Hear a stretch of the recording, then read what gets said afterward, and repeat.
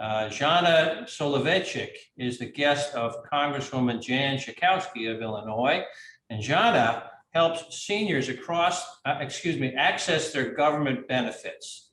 But the question comes from Zhanna's son, Yoni, and it's in two parts. Yoni writes, "Hello, Mr. Favreau. I am Yoni. I am a big fan of yours and your podcast, which I have been listening to for the past few months. Number one, if you could be a speechwriter for any other president in American history, who would you choose and why? And number two, this year I started my own podcast about my favorite hockey team, the Chicago Blackhawks.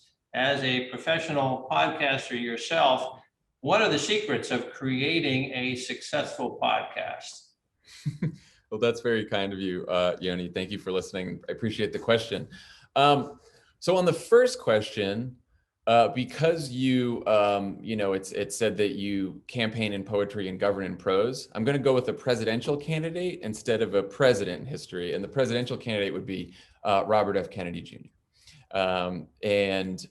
Robert F. Kennedy. And I think that the campaign that he ran for president in 1968 is, to me, and the speeches he gave during that campaign are still some of the most inspiring speeches that I've ever heard in my entire life. And I think some of the more inspiring speeches in history. And I think they speak to what the Democratic Party can be and should be more than almost anything else I've heard. So the opportunity to write on that campaign would have been amazing.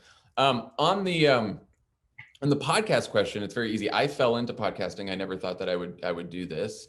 But I will say, as a former speechwriter, the format of podcasting really lends itself to being able to have a conversation and tell a story and speak about important issues in a very nuanced way, which is everything that's the opposite of like when you're doing an interview on cable news, where like every time I go on cable and do like a 5-minute hit, you always feel like you have to speak in talking points and you have to get out your lines fast enough, and then they cut to commercial break.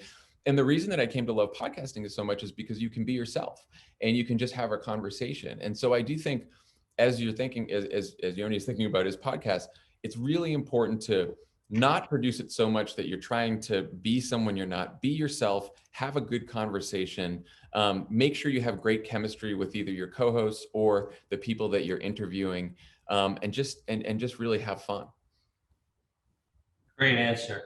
And don't be afraid to make mistakes, because mistakes make you human and they make you credible. That's right.